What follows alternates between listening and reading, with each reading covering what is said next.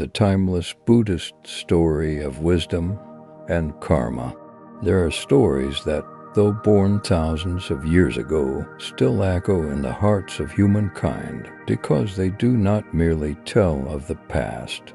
They illuminate the present and awaken us to the law of cause and effect, where every seed of thought, word, and action silently blossoms wit. In our own life, long ago, in a small village at the foot of the Himalayas, there lived a potter named Rahula.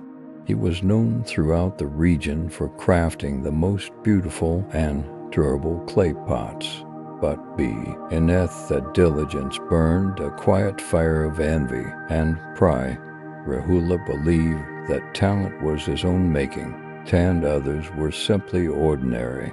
One day, an old monk passed through the village. Seeing Rahula shaping clay, the monk stopped and smiled. "Gently, may I see the finest pot you've ever made, my son?"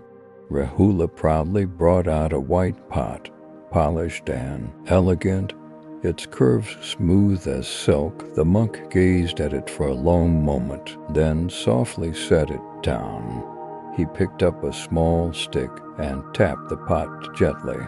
A faint crack appeared, thin as a strand of hair. Rahula frowned and said, "It's just a tiny flaw, master. No one is perfect." The monk smiled kindly. "So it is with life, my son. We may polish the surface until it shines, but even a small trace of arrogance or selfishness will crack the heart, often unseen, but real nonetheless." He then asked for a sip of water and quietly went on his way. Rahula stood there, unmoved.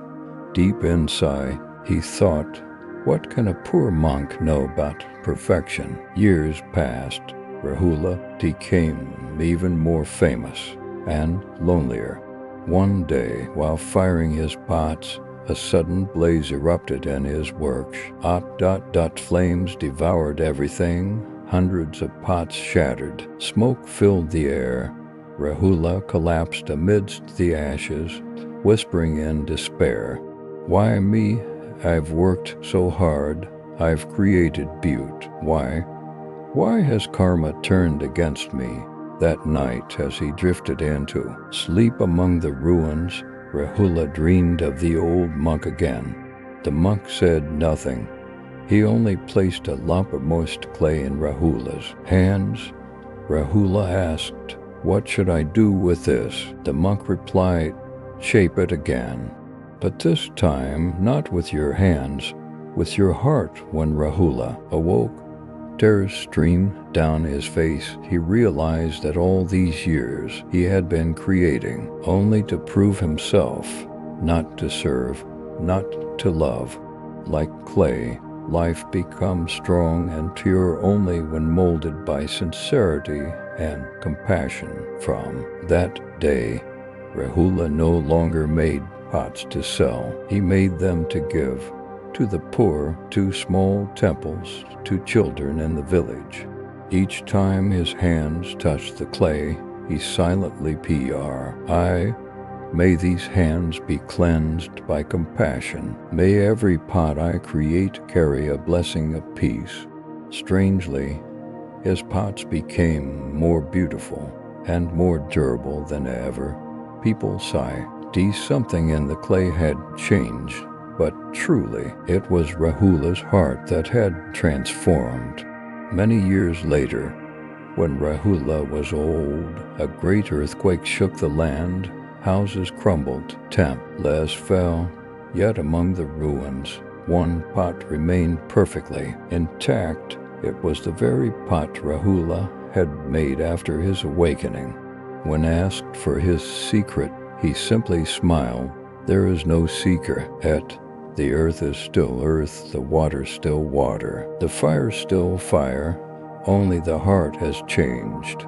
When you fill your actions with compassion, that compassion itself will protect you. Then beyond karma, he closed his eyes and passed peacefully into the wind. The pot was later placed in a temple as a symbol of human transformation, from pride to humility, from selfishness to calm, passion, from ignorance to wisdom. The story of Rahula reminds us karma is not punishment. It is the echo of our own heart. Every thought, every action, every word is a seed. If we sow pride, we harvest loneliness. If we sow anger, we harvest suffering. But if we sow wisdom and compassion, then peace will bloom right within us. And wisdom does not arise from reading much or listening much. True wisdom unfolds when we see things as they are, seeing impermanence, seeing cause and effect, seeing that every rise and fall carries a lesson meant to awaken us. In the end, what our at Rahula learned is also what life teaches each of us. Let every act, no matter how small, be touched by mindfulness. Live with gratitude, for even adversity can be a teacher, and when we learn and to shape our lives with a pure heart, then no storm can break us, just like that unbroken pot standing firm amid the quake. Karma is not far away. It lives in every choice, every breath, every thought we hold, and wisdom. It is not a light from elsewhere, but the lamp we kindle within the darkness of our own mind. Remember this: every time you act with sincerity and compassion, the universe whispers you are walking the right path. When Rahula's story came to an end, we are left with a simple yet profound truth.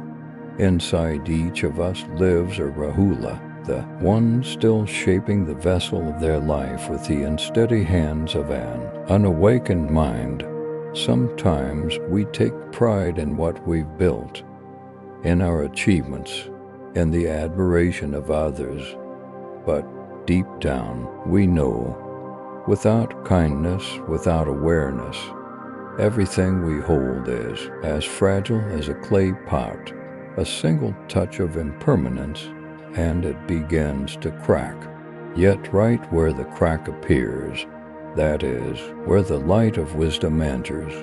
For no life is perfect. There is only a heart willing to learn from its mistakes, to rise again after every fall. The law of karma is not cold or cruel. It simply mirrors back the energy we send into the world. If we send out anger, we will meet restlessness. If we send out greed, we will always feel lacking. But if we send out compassion, we will be surrounded by love. If we live with wisdom, we will find freedom amid all change. This life is not a punishment of karma. It is a mirror of learning and growth. Every challenge, every loss, every sorrow is quietly shaping us, just as fire hardens the clay into a vessel of strength. And one day, we too will understand, no one can truly harm us except the illusions we hold within. No one can grant us peace except the mind that knows how to return home and rest. So if your life today feels cracked or broken, don't rush to hide it or run away. Look into it, as Rahula looked into his pot. For a crack is not the end. It is the beginning of a new path, a place where the light of wisdom and compassion can shine through. Believe this: every mindful breath, every gentle word, every act of kindness is already transforming the flow of karma. You don't need grand deeds.